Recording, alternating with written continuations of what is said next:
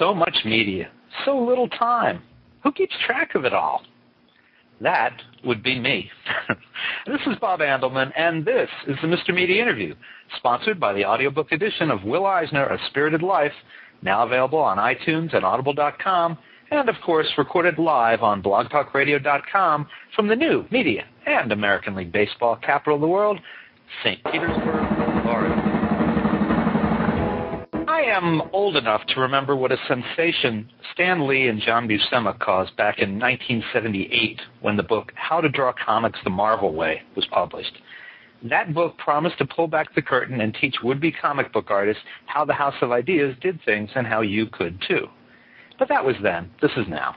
In the digital age, knowing how to hold a pencil is so 1999. If you want to make it in comics today, you need a lot more technical skills and information. And that, no doubt, is why Freddie E. Williams II is going to do very well with his timely new instructional book, The DC Comics Guide to Digitally Drawing Comics.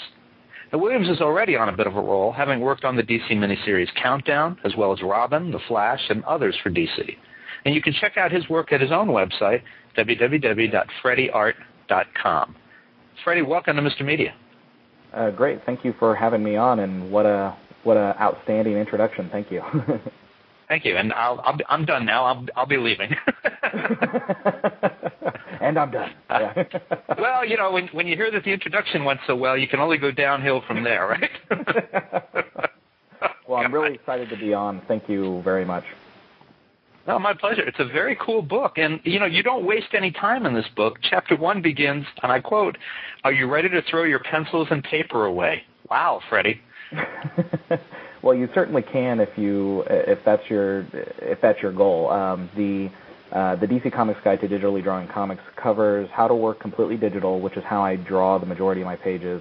For people who do still want to have some sort of originals at the end of the process, though, there is two different hybrid workflows, one for pencils and one for inks, that I also talk about in the book. So you don't have to throw away your pencils and paper, but you can if you desire to.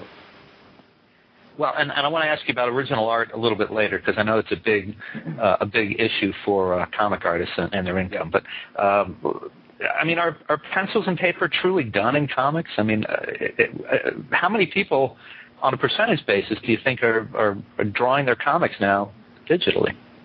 Ooh, good question. I think that I cannot give you an exact percentage or anything. I think there's a lot of people who are sampling different digital tools. So even if it might start with an inker who scans in the inked page and just uses Photoshop to fill in large black areas or something like that to help speed them up.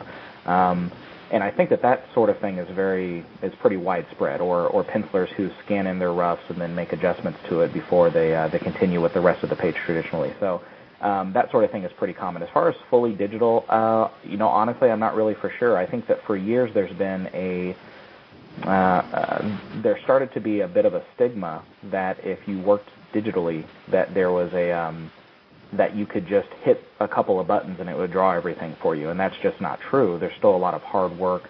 There's a whole other skill set involved in learning that. So I think that as we're moving into 2010, basically, that stigma has fallen away, and now people, artists in general, are looking for new ways to get better end results faster, and working digitally really answers that. Is it a generational thing? I mean, I'm thinking that Joe Kubert is probably not working digitally, but probably his students and maybe his sons are, for example.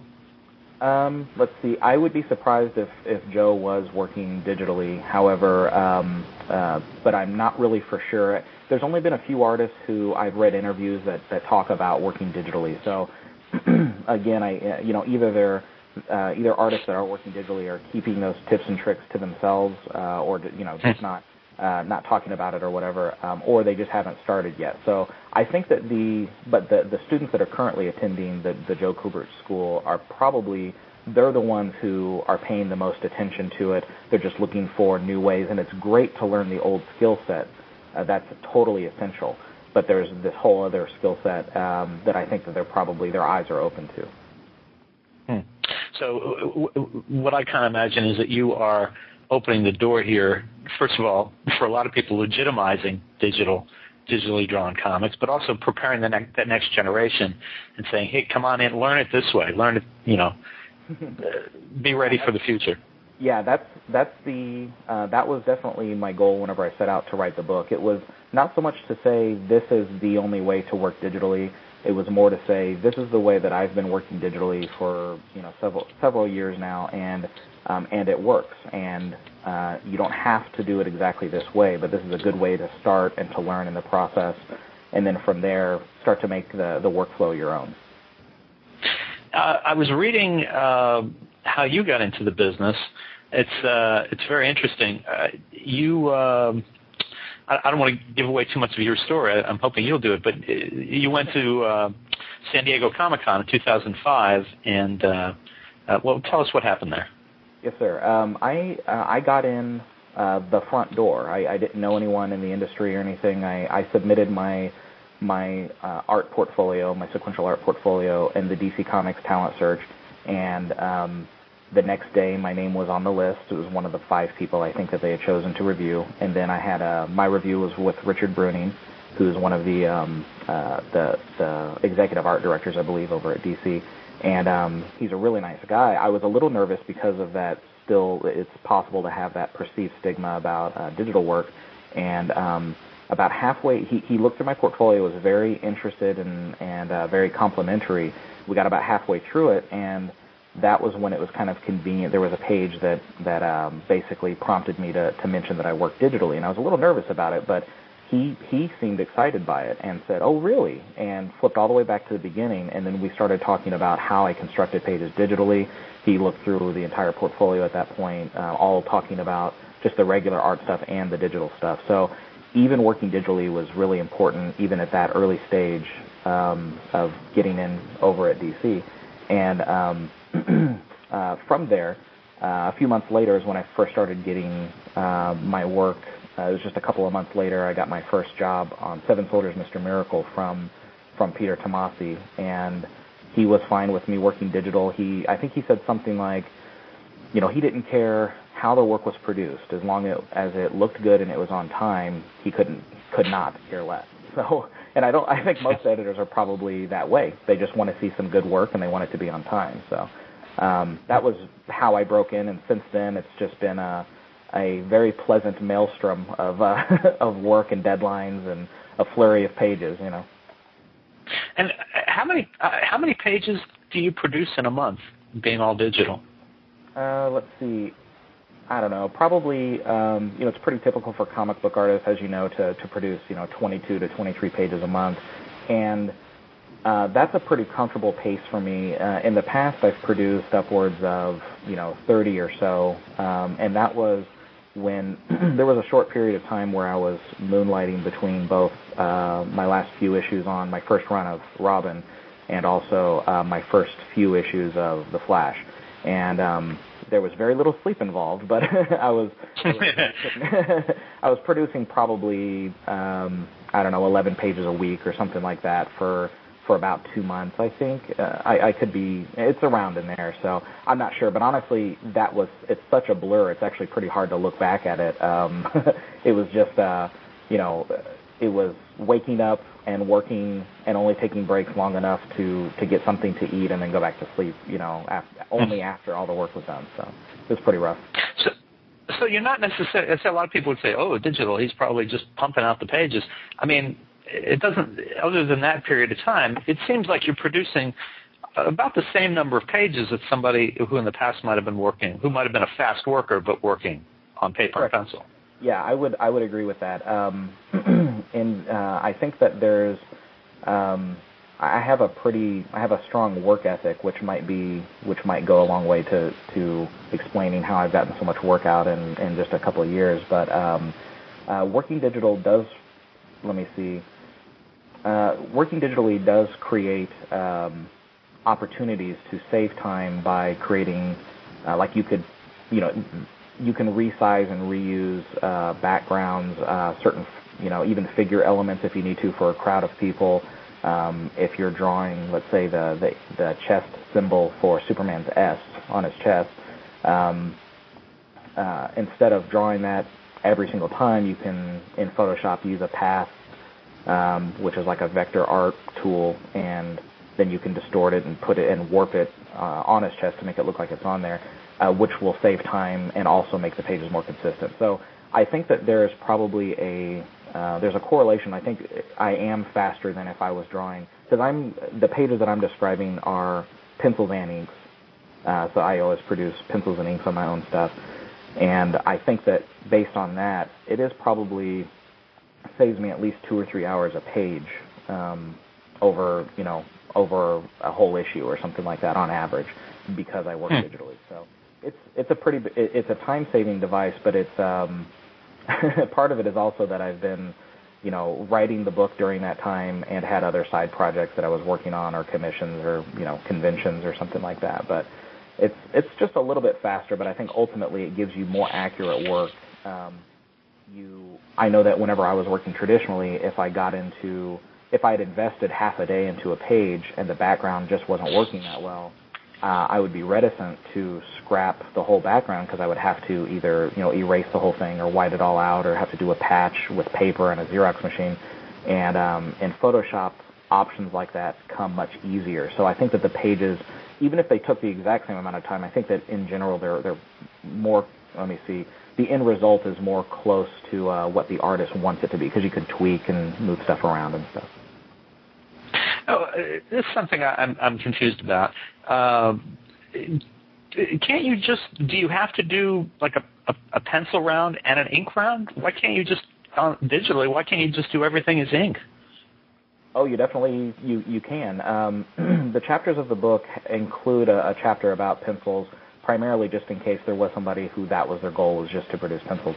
The way that I work, since I'm providing inks, my finished end result is just black and white inks. Whenever I'm drawing an in-between stage called the wireframes, first comes the roughs, which are just layouts, and then the wireframe drawings are very tight structure drawings. And those kind of take the place of breakdowns in maybe a traditional comic book workflow. So it's just structure drawings that don't have indication of shadow or texture. And in that case, since I'm drawing all the wireframes in black, when it comes for time for me to ink the pages, a good deal of the structure work is already done for me. Then in the inks, I'm inking on top of structure that's already in black, so I don't have to trace out everything to enhance it. I just have to take it from there. So I understand why you're confused, but no, in the all-digital workflow, you are going from the wireframe stage is the closest thing to pencils, but it does not take as long as pencils, and then it gives you a shortcut whenever you get into your inks as well. And what's to keep you from making colorists and letterers obsolete? Let's see. The colorists and letterers are still very essential to the process, because in the end, the book focuses, the DC Comics Guide to Digitally Drawing Comics, just focuses on creating the black and white line art. It focuses on up to that stage. From there, that basically has fulfilled the job requirements of an illustrator, and then you still pass it off to the letterer and to the colorist. I think the biggest candidate or potential casualty to working digitally or having ultra clean pencils that can then go direct to color, the biggest potential casualty would be inkers. Inkers are finding their job foundations shrinking a little, and that's really unfortunate, because if you have a good inker, they can really bring something to the pages. But there's just with the cleanliness of the pencils, an inker is not always needed, and then if an artist is able to ink their own work, then it kind of cuts out the job of an extra inker as well. I was just thinking that before, I know a couple years back, before he passed away, Will Eisner had been involved with developing a lettering, a font that was based on his handwriting and the way he drew. So someone else was able to come in and put in and letter his graphic novels in his style on a computer. So I thought, well, why couldn't you likewise? Is it that you wouldn't want to? I mean, I'm sure you could, right? Oh, it's about the time frame and specializing in a job or whatever. Like in the rough stage of laying out a comic book, I will often, or almost every single page, I will lay out where I think the caption should go for word balloons and narration captions and that sort of thing. However, and usually sometimes the editors will use that as a guide for the letterers. However, lettering, if someone does lettering well, it's an art form in itself because they have to incorporate where their captions go into the composition. So, to answer your question in a short way, I think that somebody who wants to take on doing lettering and coloring as well, they can do that, but it's just an entire another skill set, and it's just a few more things that you could possibly do poorly, which would actually ruin the page. You know what I mean? Right. So pencils and inks is usually enough for me. I do covers. I do colors for covers as well. Most of the covers that I work on, but and even that though I'm too slow on it. I'm still learning ideas of color temperature and creating contrast with color. And the lettering stuff, there's just a whole other set of rules. So I think it's just like anything else. You would just have to learn that skill set to do it well, and it takes a while to do that. Can anyone really tell the difference between penciled comics and digital? And the reason I ask is, I mean, you told the story before about San Diego Comic-Con where you were discovered by Richard Bruning, and he didn't know until you told him. It is possible. It depends on how you work. The goal of how I work is to make it look as traditional as possible because that's what I grew up with. That's what I love. I love the look of pen and ink work. So you might think back to earlier digital comics that might have looked too slick or too they just looked too digital. There's something about it. You know, it looked too airbrushy in the colors and all the gradients were too soft and that sort of thing. Instead of using that, which is clearly digital, you instead use the same mindset of making the line work look like the regular traditional art, line work. So it looks a little dirtier. You make sure to texture things in the same way, such as I'm actually, as we speak, working on I'm illustrating some tanks for the last issue of Run, Final Crisis Aftermath Run. And, in the texturing of it, I could have left this open for the colorist, or I could have applied a grayscale texture to it that was just a gradient and said I was done with it, but that would have looked too mechanical. I wanted these to feel, dirty and gritty, so I'm adding the dirt and the grit just like I would with a repeatograph if I was working traditionally. So I think that's the real difference. Is it depends on where your vantage point and where you want the artwork to end up. If your goal is to make it look, too slick and extra digital, then it's easy to do that. If the goal is instead to make it look like the comics that you loved and grew up with, then there's a way to do that as well. And that's basically the way that I teach in the how-to book. I have no expertise in this at all, so I tell you that up front, but I'm thinking back to when Image Comics started, Rob Liefeld and Todd, the guy that does Spawn, I can't think of his last name all of a sudden. Todd McFarlane. Todd McFarlane. Uh-huh. It seemed like thinking back to those books that what made them look so different, the lettering, the explosions, the colors. I'm wondering if those were, if you would even know, if those were digital. Could they have been? The coloring was digital. To my knowledge, none of the rest of it was digital. But I think that going a step beyond that, the part of what made those so much visually more interesting than some of the other comics that were happening at the time was that the artists were not afraid to experiment. Not all the experiments worked well, but there were a lot of them that did, and they weren't afraid to make real big splashy sort of pages and use different textures, and computer coloring was coming into its own at the time. Although now, whenever I think that most colorists, when they look back at the Image Comics, those first round of them, the extra digital, extra slick look that I was describing earlier probably makes them cringe, because there's a lot of that in those earlier books where it looks a little too airbrushy. Now, if you look at most comics, they're almost going back to a little bit of of the coloring when it was done. I'm trying to think of when it was done in different film layers, where things you might look at the close-up of a face in the newer comics, and the shadows and the highlights that are created, even though it's in the computer, have kind of hard edges to them, where it almost looks like somebody could have drawn them out on a piece of film. They're not the extra super slick gradients that so clearly say this is digital. So I think that people are now, everything's coming back around to let's use the digital tools, but use it in a way that creates the artwork that we all like. The first time I saw comics drawn digitally was a couple of years back. I was visiting and interviewing Chris Brown, who writes and draws the Hagar the Horrible comic strip, and it was the first time I'd seen the Wacom, and that was, it was just amazing to even think that it could be done. Yeah, the first time I heard of the potential for it was around the time that Image comics were coming out, and I was learning what computer coloring was. Like, why did these new comics look so much different than the more traditional comics? And at that time, I got my first scanner and got Photoshop and stuff. And of course,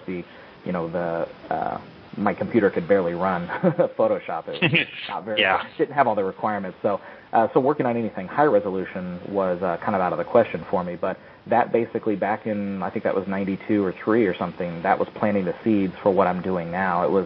It's the idea of using all of the advantages of working digitally, which are versatility, creating new options. It allows you to try new things on different layers, and if you don't like them, you don't have to commit to them. So it's not destructive to ideas because you can keep different versions. It's the idea of using all that stuff, but to still create something that in the end just looks like really good comics that we're used to seeing. It doesn't have to be completely foreign. So yeah, absolutely. And the first time I ever saw a Wacom tablet, I as well was very blown away. I was used to using it like a mouse, or I was thinking of it that I would have to use it like a mouse. And so my first experiments with it, it's like with a mouse, you move the mouse, then you pick it up, put it back down on a different part of the mouse pad, and then move it again. And that's not how a Wacom tablet is. The bounds of the Wacom tablet are the bounds of your screen. So if you wanted to move to the right, you just do that all the way. There is a bit of a disconnect, but if after you work with it just like a mouse, it eventually clicks into place, in your mind. So if I couldn't draw with paper and pencil, am I going to be any better with a digital setup? I do not think so. I think that that's what I thought. Yeah. What you might be better at is if you have a fledgling design sense, then yes, because you could take elements that have already been drawn by someone else and lay them out in a way that you couldn't draw it all from scratch, but you can if you knew how to use Photoshop, you could move around the figures in the background in a way that compositionally looks pleasing or storytelling wise looks good. So it opens up for that sort of thing. But no, you still need to know the entire skill set of drawing comic books normally before you get into working digitally. But there's big shortcuts like working in perspective. You can create grids much faster, and if something's not working, you can scrap it, or you can distort it to make the perspective more extreme and that sort of thing. All right, so let's say I'm ready to go digital. What essential supplies and equipment do I need to start?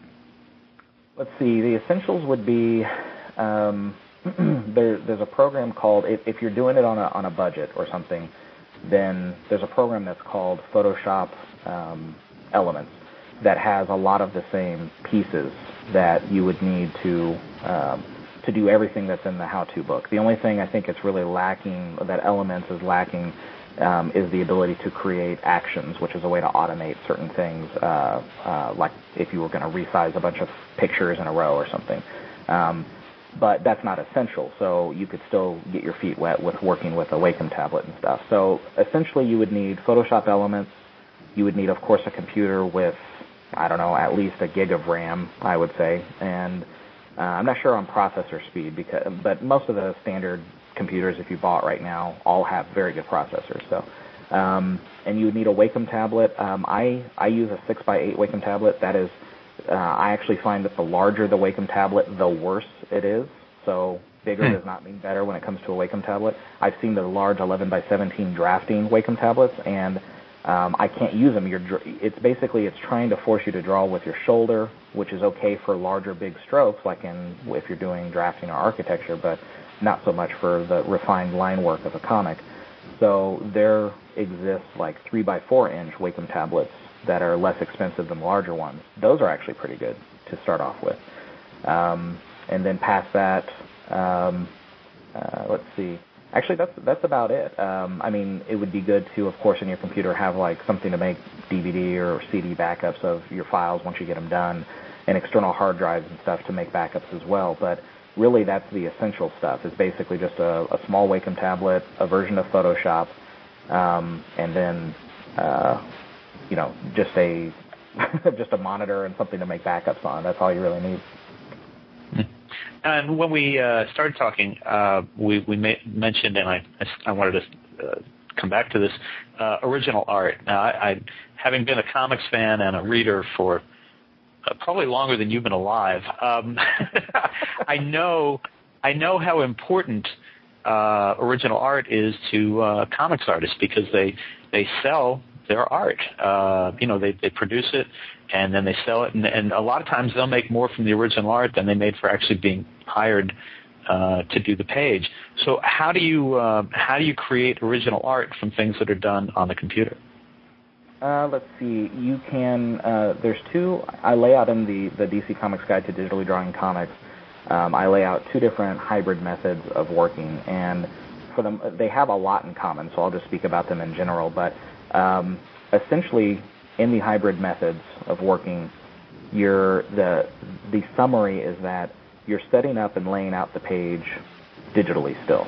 So you're working all your roughs all the way up to the tight structure drawings, either wireframes or breakdowns, depending on which hybrid method you're going for, all in the computer. And then you're printing. You then print, instead of lightboxing or something in the old workflow, you instead print the structure that you've done onto the artboard in light blue.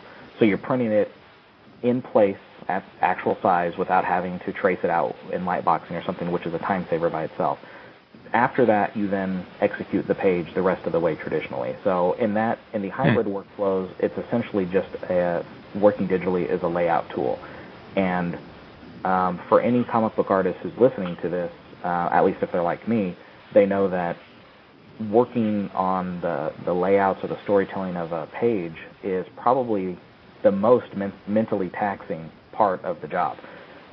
It doesn't take the longest amount of time, hours, if you just to count the hours, but it's very difficult just from a concentration standpoint to make sure that you're taking into consider all the elements of the story that you need to include. And if you're working on paper, it can get really frustrating, at least it did for me. So working digitally, it opens up a lot of versatility for you to save time and to make sure that if someone's punching, that all their proportions are correct, that you could flip the composition of the punch so that they're facing the opposite direction. You can really tweak stuff in the layout before you commit to it being on paper, and that's very, very valuable. I know that when I'm working on